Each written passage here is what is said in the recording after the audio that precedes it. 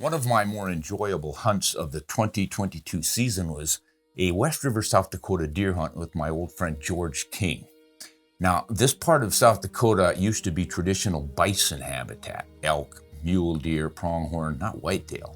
But since man has moved in and changed the habitat to some farm valleys with irrigated fields and a little bit of brush has grown up, well, it's attracted whitetails. And that's what we were hunting.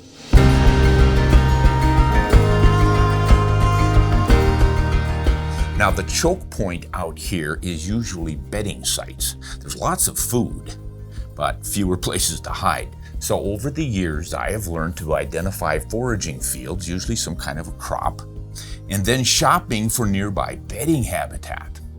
This can be as simple as a few shrubs or trees along a fence line or a small creek or a thicket of cattails and bulrushes, a low spot in the prairie with taller than average grass, or even abandoned farmsteads with a bunch of weeds growing around the barn.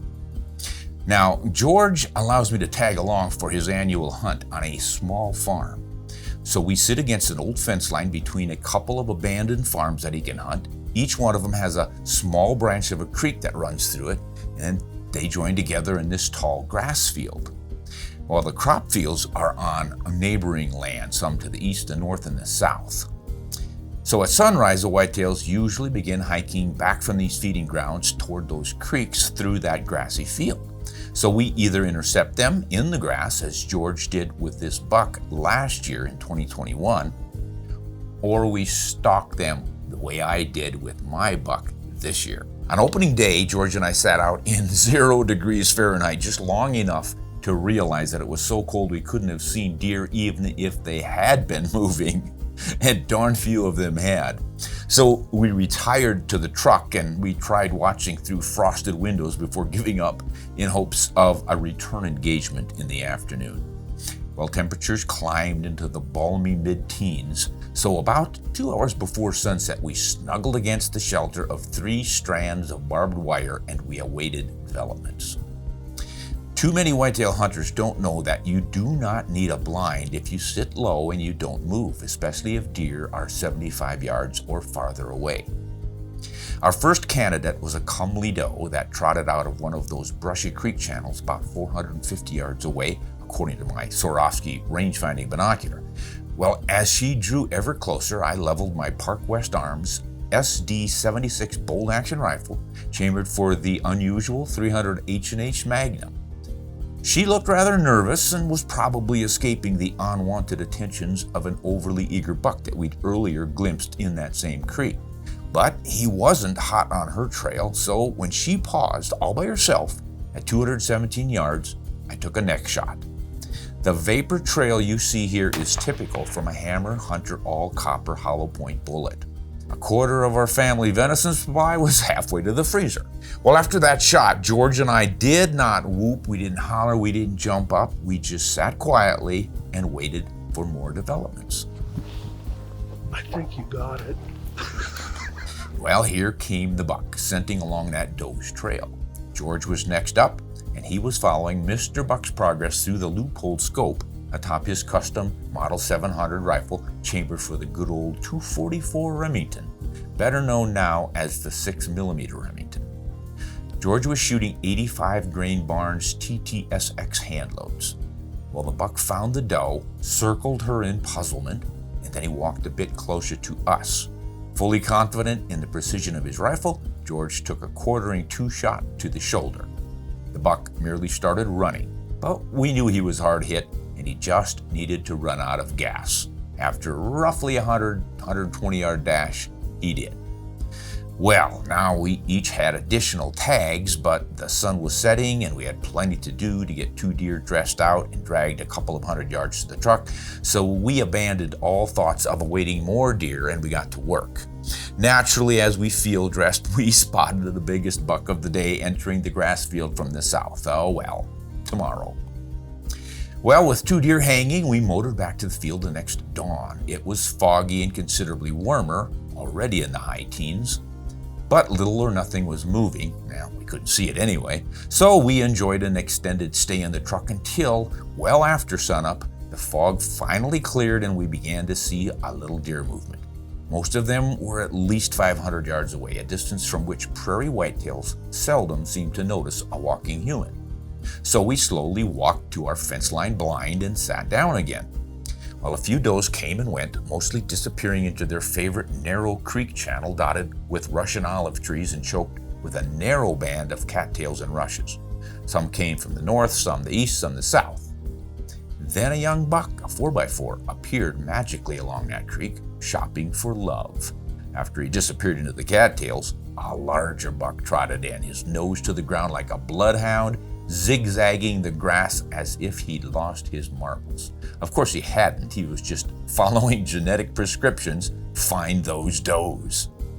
I ranged him at 500 yards, and despite having the tools to reach that far, I declined in favor of a higher percentage shot. He found the does in the creek about 450 yards away, so I prepared for a stalk. But as I readied my gear, I left my camera recording. And I discovered days later that I captured him actually breeding one of those does before they went down into the cattails. So I didn't know for sure he was bedded, but even if he wasn't, it was that time of day and I just thought they'd be down in those cattails and stay there. And I had 400 yards of creek to cover, so I went hunting.